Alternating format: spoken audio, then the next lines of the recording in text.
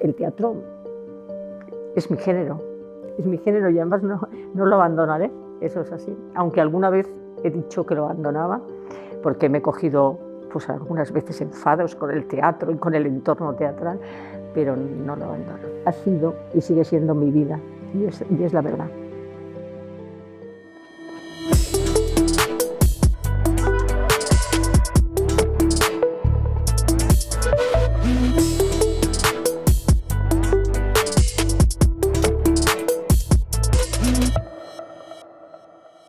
Dicen que los escritores en general escribimos sobre un mismo tema. Yo creo que un poco tienes unas obsesiones, unas preocupaciones, y eso más pronto o más tarde sale de una manera o de otra.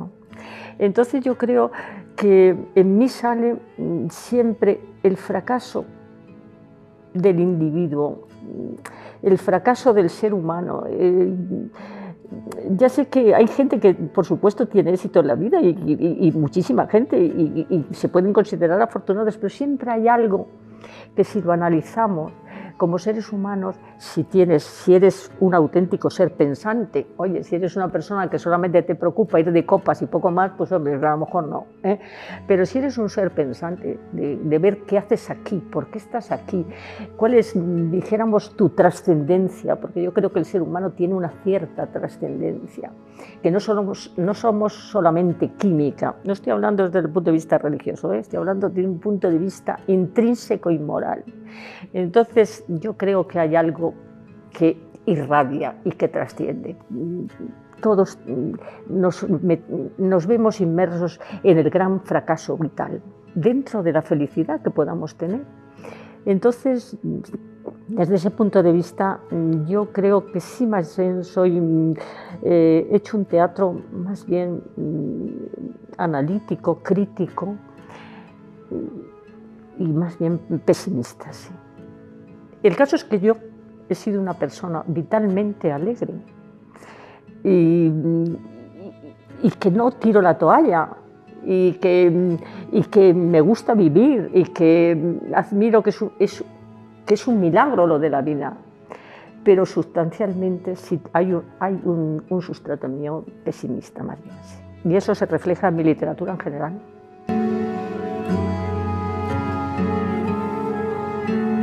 Yo siempre digo algunas veces que mi vida es un paseo en solitario. No quiere decir que yo no haya tenido familia, ni hijos, ni nada de eso, pero verdaderamente yo creo que hay unas cosas en la infancia pues que sí que dicen que te marcan o me marcaron. Yo era hija única de padres mayores y entonces yo pues me crié entre adultos. Yo estaba entre las conversaciones de los mayores, yo no tenía niños con los que jugar. El caso es que yo me tenía que inventar jugar conmigo misma muchísimas veces, y es verdad que yo le daba la imaginación y hacía diálogos conmigo misma, es decir, como si me desdoblara, ¿eh? Inventaba cosas y que posiblemente, yo lo digo en reflexiones sobre mi creación teatral, que tal vez el hecho de ser hija única tuviera su aquel para escribir. Y luego, pues verdaderamente me gustaba mucho leer. Yo en cuanto aprendí a leer, yo fui una forofa de la lectura y lo sigo siendo. Yo soy una devoralibros. Luego yo me di cuenta que lo mío era la literatura. Bueno, yo ya no lo he abandonado desde que tuve un percance pues serio a los 8 años. Yo caí con un principio de tuberculosis en aquella cama y que yo no podía jugar, pues para mí la llegada de los libros, los tebeos, todo para mí era maravilloso. Y empecé a escribir decididamente. Desde entonces yo no he dejado de escribir. Cuando yo empecé a escribir propiamente teatro fue en la universidad. Yo en la universidad pues ya empecé a ir a muchas representaciones, tanto a teatro universitario como por ejemplo pues por los teatros que había en Madrid, que la verdad que eran muchos, pero cuando empecé a ver a los grandes actores de todas estas cosas, yo me di cuenta como si dijéramos que era mi género. ¿Y por qué era mi género? Porque yo no había ido a ninguna escuela de teatro ni nada, pero yo me sentía muy cómoda haciendo teatro. Me salía con una enorme facilidad, lo cual no quiere decir que yo no escriba nada más que teatro. Yo también escribo narrativa. La poesía la abandoné hace mucho, no sé por qué, pero yo escribo narrativa, me gusta mucho narrar, pero indudablemente donde yo pienso, y perdonar que os lo diga, pero donde fallo menos o no fallo, es en el teatro. Yo me siento muy segura. Hay, por ejemplo, novelas que yo tengo que rever otra vez, mirarlos, corregirlas. En el teatro no quiere decir que no corrija, pero algunas obras mías me han salido así, bueno, prácticamente, que yo luego las he leído y he dicho, no necesito corrección, porque yo me identifico, no es porque sea de las que me autoaclamo. Yo soy muy crítica conmigo misma, pero brutalmente crítica.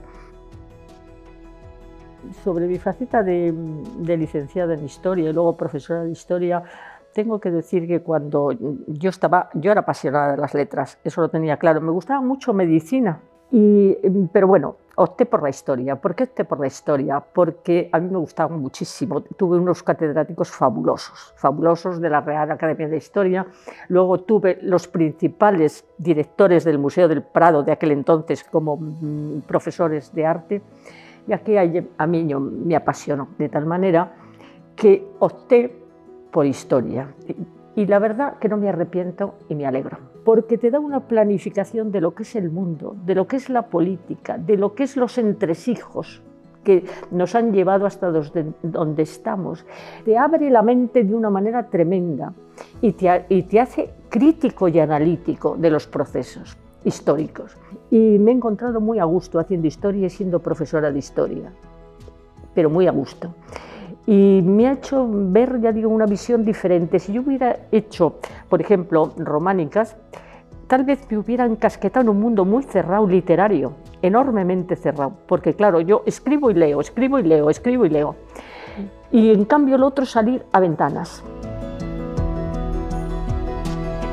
La historia sí me ha valido también para el teatro y me ha valido también para la narrativa, porque claro, tengo una serie de información que cuando mucha gente ha querido hacer novela histórica se tienen que informar, a veces parece demasiada información. Yo como la tengo mínima, porque a mí ya se me han olvidado muchísimas cosas, pero tengo una base, entonces vas de otra manera. Yo, por ejemplo, he hecho teatro histórico, se me consideró durante una época que yo era una dramaturga de teatro histórico, cosa que no es así, porque de todas mis obras, y que son como 50 textos para el teatro que he escrito, yo creo que han sido como 5 o 6 los dedicados a la historia, o puede ser que 7, pero yo creo que me ha venido muy bien porque la forma mía de plantear el teatro, llamémoslo histórico, es de una manera como si dijéramos, como si yo cogiera un determinado escenario, un determinado tiempo histórico para verdaderamente hacer lo que quiero con mis personajes. No quiere decir que falsee la historia. Yo, las cosas que pongo ahí son correctas y se pueden evaluar y se pueden comprobar. Pero lo que no hago, como algunos otros colegas míos que me dicen, Carmen, es que voy a escribir una obra, un teatro histórico y tal, y me vuelvo loca mirándote, y les digo, no abuséis de información, porque cuando abusas de información, de datos, estás haciendo a lo mejor un texto de historia, pero no una novela, o estás haciendo un texto sobre historia, pero no un auténtico teatro. Entonces yo simplemente los arropo en su momento, los pongo naturalmente una situación histórica dentro, pero luego no doy muchos datos. No están hablando continuamente de hechos históricos, porque verdaderamente devaluaría lo que es el texto teatral. El teatro tiene que estar por encima, o la novela tiene que estar por encima de lo que son todos esos datos, si no tú escribes como un historiador. Todos nos hemos arrodillado. Si nos hubiéramos mantenido unidos y fuertes, ellos no estarían aquí. Pero fuimos cobardes. ¿Qué pasó con Viena, con Polonia? ¿No éramos amigos de los polacos? Y sin embargo, cuando la ocuparon y masacraron, no dijimos palabra. Por eso, por no decir palabra, París es una ciudad ocupada y hoy has tenido que servirles de guía. Y yo, curiosamente, no he hecho nunca ningún libro de historia. O sea, lo mío iba por otro lado. O sea, yo escribo literatura. y escribo literatura dramática, escribo teatro, pero no hago historia.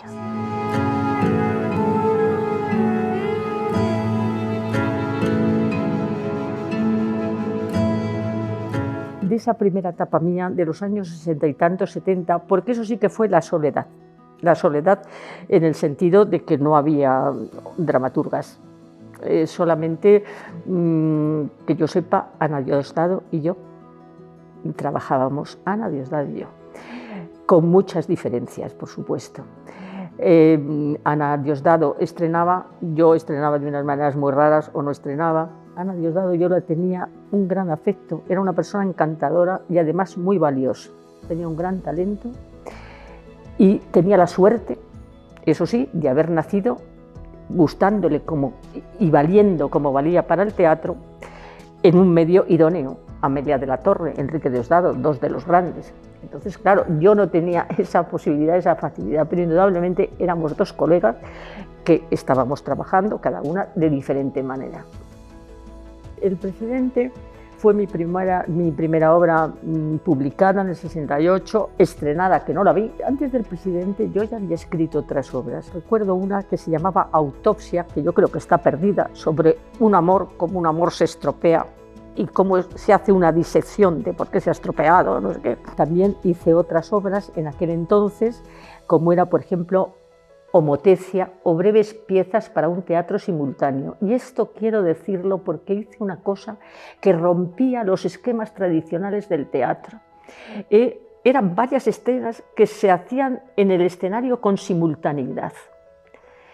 Y elementos dramáticos. Era curiosísimo, todavía conservo el texto que Virtudes Serrano lo estudió y dijo: Carmen, esto te adelantas a todo, porque verdaderamente rompía lo que es el teatro, pudiéramos decir, a la italiana, y hacía unas combinaciones curiosísimas. Eso no está ahí como un texto curioso, pero verdaderamente no se ha representado. Y, por ejemplo, Fuera de la ciudad, que se publicó más tarde, mucho más tarde, lo publicó Fundamentos en Teatro con Música, era como una especie de ópera, como una especie de teatro musical. Yo me inventé hasta unas notas musicales que tenían que cantar, y era sobre la vieja Europa. Es un teatro para mí premonitorio de lo que está pasando actualmente. A veces me convenzo de que es perder el tiempo. Y si pudiera, taparía definitivamente ese agujerito que hemos hecho. Ni se te ocurra.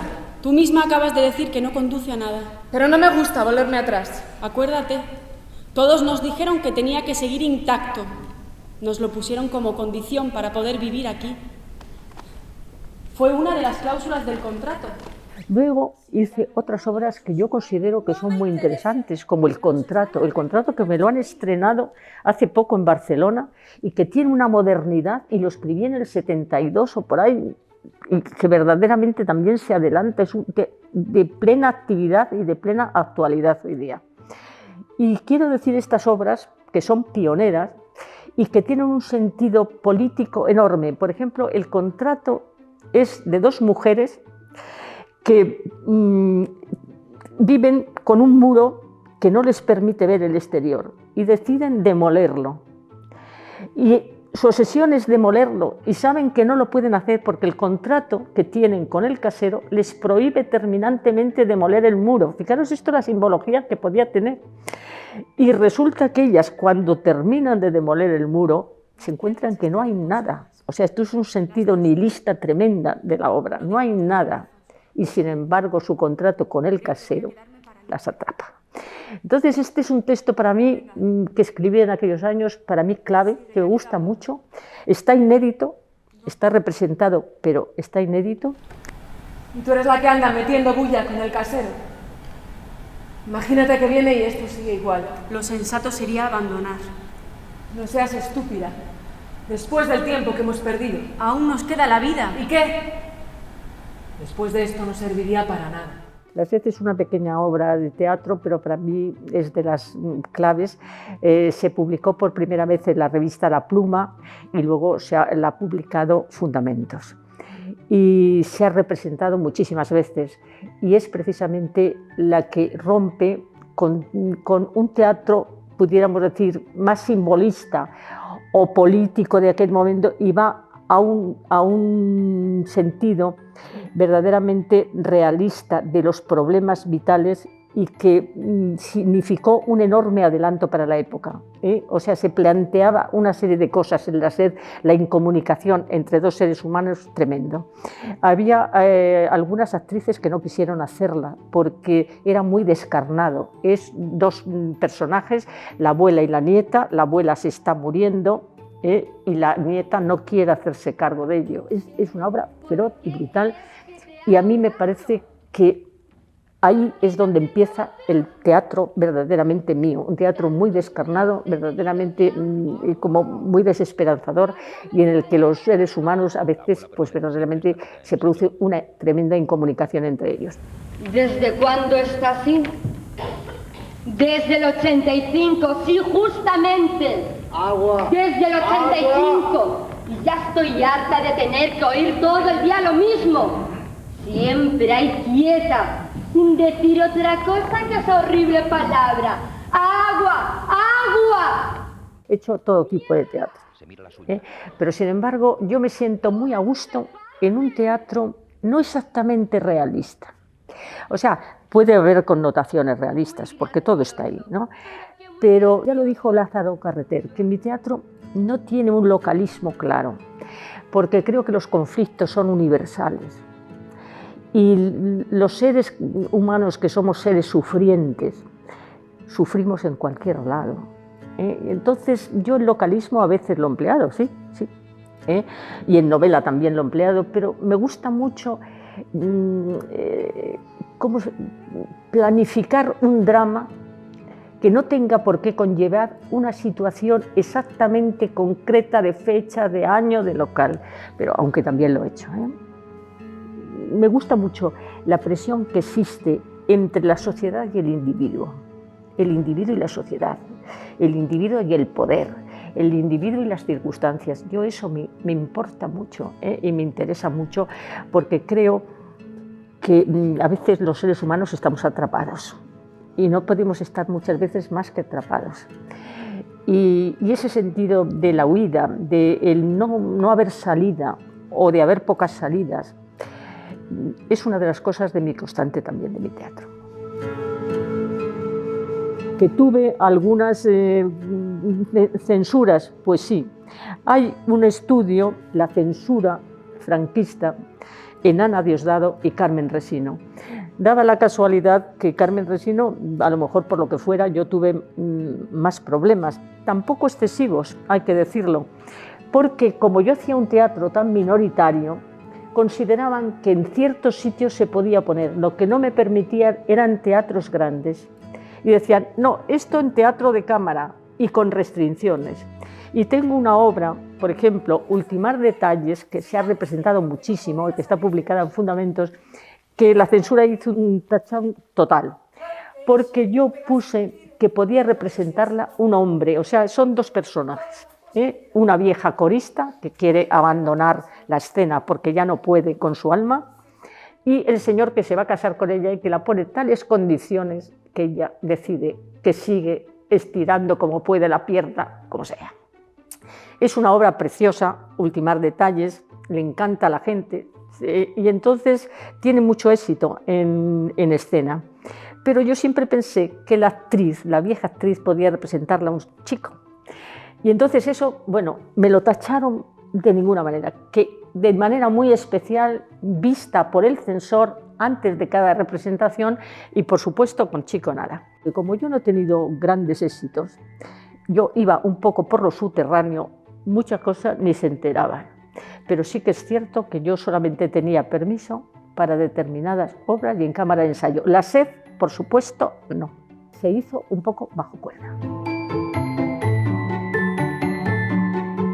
En los años 80 yo viví una temporada en Gijón, y allí, por ejemplo, también escribí Ulises no vuelve, que fue de las obras más estudiadas. La empecé precisamente en los años 70, que se llamaba La vuelta de Ulises, pero que era un poquito más, con más personajes, pero luego la reconduje y la restringí en personajes y la hice mucho más en piel y huesos, como se suele decir, en el año 80 y tantos, y Ulises no vuelve ha sido de las obras más estudiadas, representadas no sé si la han representado una vez, no vi la representación, eso sí, está publicada y muy estudiada. Y algunos han hablado de obra maestra, algunos críticos han hablado que Ulises no vuelve es una auténtica obra maestra, entre ellos Floek, el alemán, dice que por primera vez, que muchas veces se ha hecho sobre Ulises muchas cosas, se ha hecho una auténtica creación teatral con Ulises. Buena la hicimos teniendo a este idiota. ¿Tanto como idiota? ¡Idiota, sí! No grites, que se entera. Mejor, así se morirán. ¿Pero cómo puedes decir semejante burrada? Es mejor para todos, ¿o no? Convéncete. Habrá que llevarle a una institución benéfica. Imposible.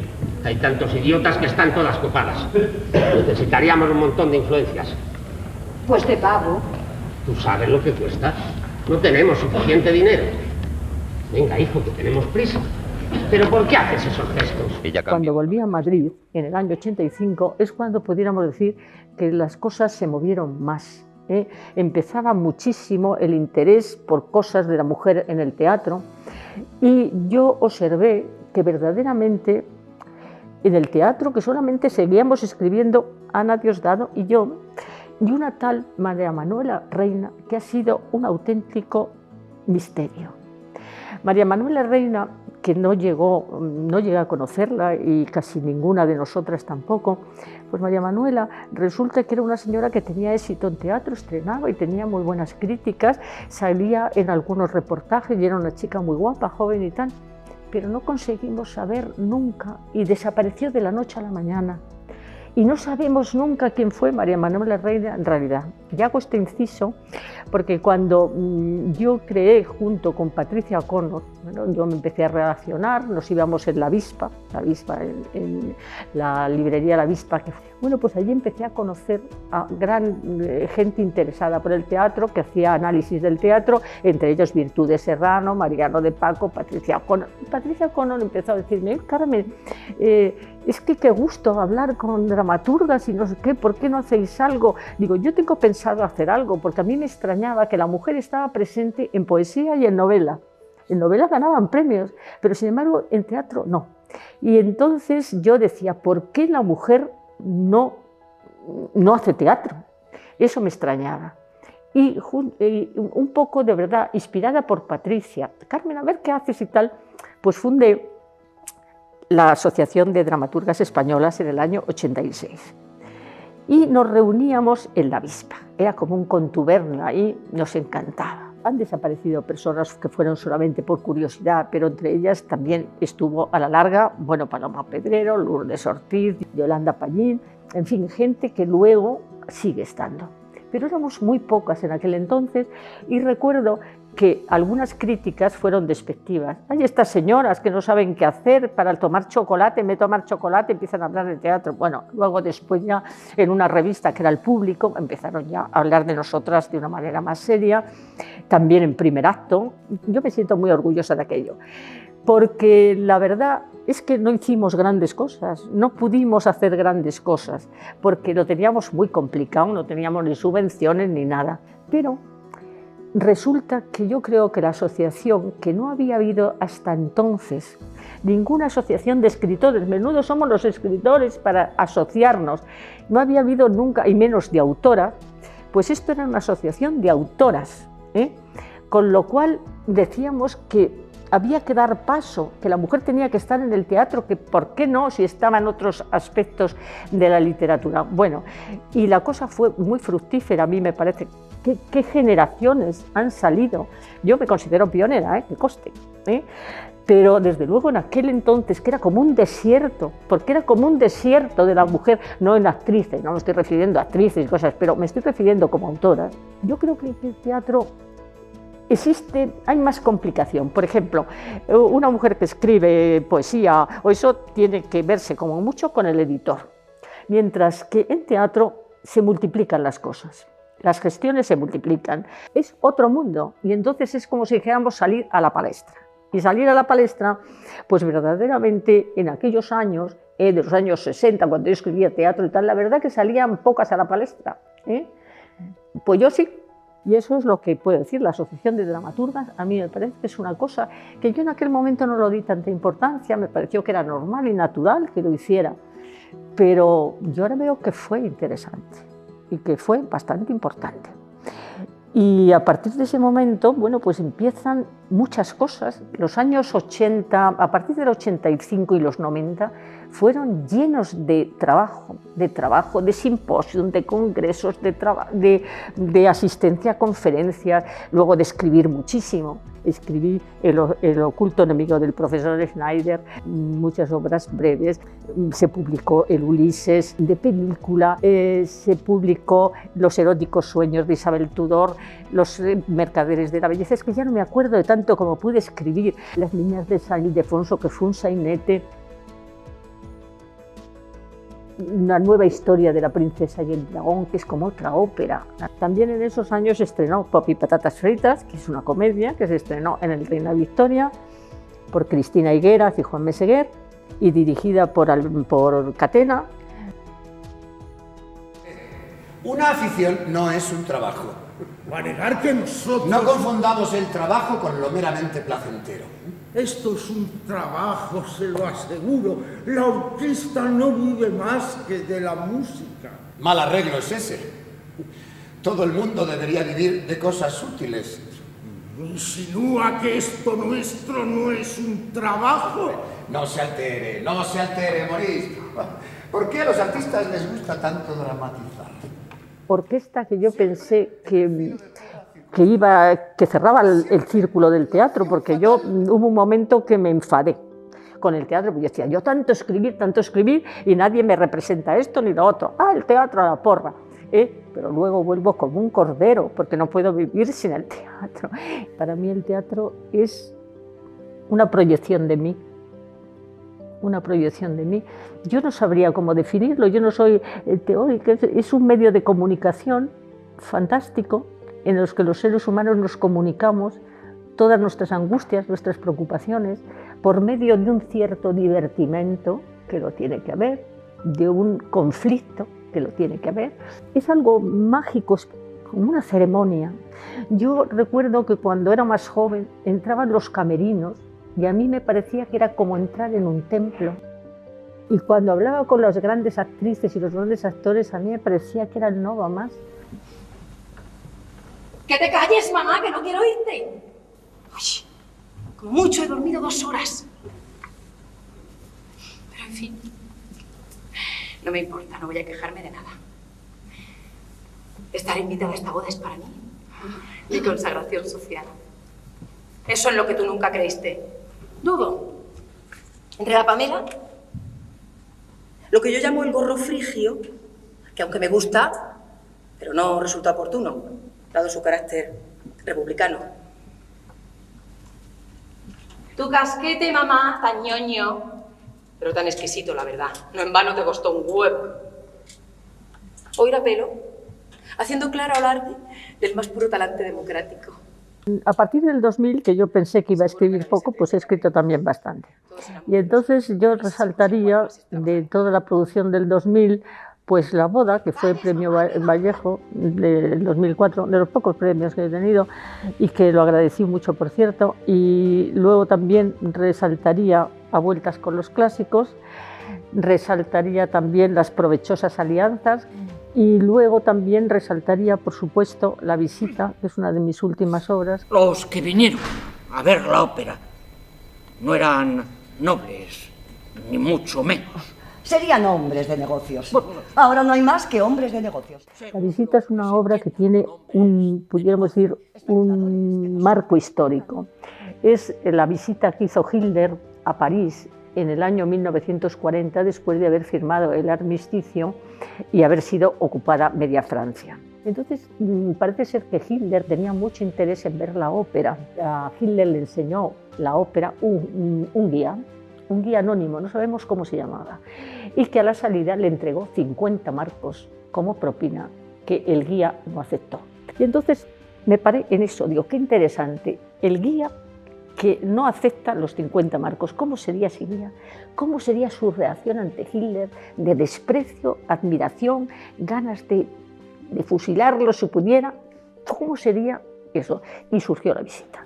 Y entonces es el diálogo que el día tuvo con su mujer después de venir, de enseñarle a Hitler la ópera. Pero no se atreve de decirle que ha estado con Hitler, porque ellos son franceses ocupados y entonces se va a sentir muy mal. ¿Y cómo se lo va diciendo? Poco a poco, poco a poco. ¿Ribbentrop? No, Marita, tampoco era Ribbentrop. Más alto, mucho más alto. ¿Más? ¿Aún? Mucho más. No lo adivinas, María. Yo creo que he abordado todo lo que me ha interesado. He abordado los celos, he abordado el amor, he abordado el abandono, he abordado el problema ante la muerte. Yo qué sé, bueno, muchos temas políticos de poder, el arte ante el poder. He abordado el drama de una madre y una hija, por ejemplo, en La boda, que es una de las obras que más me gusta, de las escritas en el año 2000. He abordado el incesto, por ejemplo, en A vueltas con los clásicos. A mí me parece una obra interesantísima, cómo es la relación entre un padre y una hija. Yo he abordado, creo que todos los temas humanos que se pueden dar, unos más aceptables, otros menos aceptables, más políticamente correctos o completamente incorrectos. Si el mismísimo Führer se atreve a poner los pies en la ópera, juro que no saldrá vivo de aquí. Y me lo repetía, y lo juraba por mí, por ti, por nuestro hijo, por tus padres y hermano muertos, por todos mis compañeros muertos, por todos los inocentes muertos. Pero en el fondo deseaba que mis sospechas fueran infundadas, que él no viniera para no tener que hacerlo. Me debatía María entre lo que consideraba mi obligación como patriota y me rechaza matar. Yo creo que lo ideal en el teatro es la representación, pero también es muy bueno que estén textos, porque si no, el teatro no existiría. Si, por ejemplo, mis textos no estuvieran editados, que afortunadamente están muchos, editados y además en las mejores editoriales de teatro, pues no existirían. Yo creo que el fin último es la representación, pero a mí me parece muy bien que el teatro se lea y que el teatro esté escrito, como un testimonio de que eso es un texto y de que es un texto. Yo soy muy defensora del texto y que además pues forme parte precisamente de la literatura dramática. Yo creo que es fundamental. No me preocupa, estoy harta. Estaré hecha un fideo.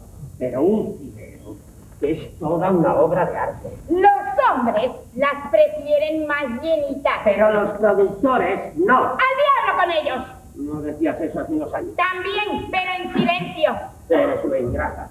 Hago de ti una estrella y ahora en represalia te hinchan a bombones. Todo lo que no me he podido comer durante estos años. El espectáculo pasa.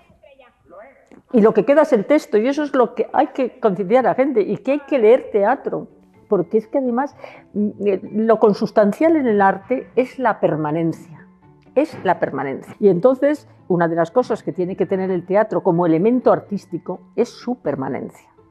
¿Y cómo permanece el teatro? Pues a través de los textos, eso está clarísimo. Nuestros grandes aliados, que son los actores y los directores, pero esos pasan, nos morimos. Ellos se mueren, nosotros también, lo que quedan son los textos. Eso está claro.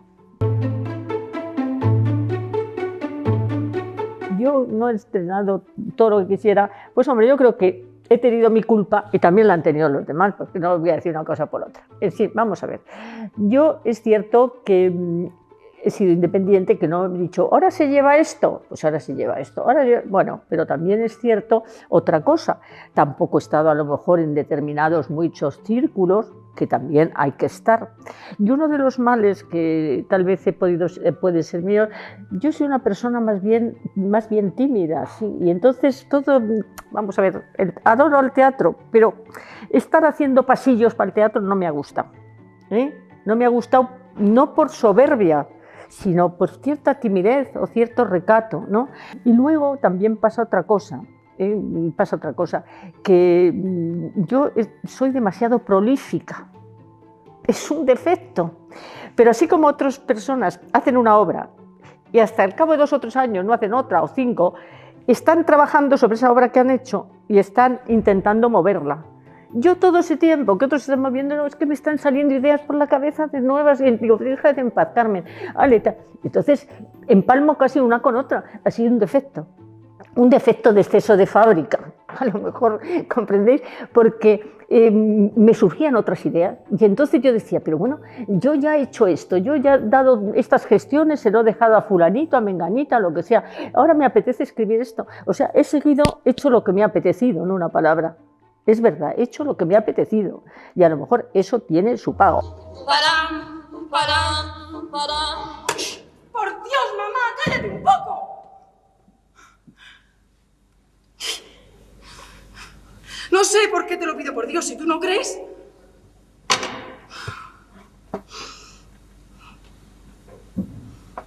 ¿No ves que tengo que concentrarme? Y tú muriéndote precisamente hoy. Claro que sabiendo cómo las gastas, todo puede tratarse de un truco miserable. Y tanto. Los días más importantes de mi vida me los has chafado con tus extravagancias. Que si yo escribo con alguna finalidad, pues no, pues para comunicarme, es que es inherente a mí, entonces yo lo necesito.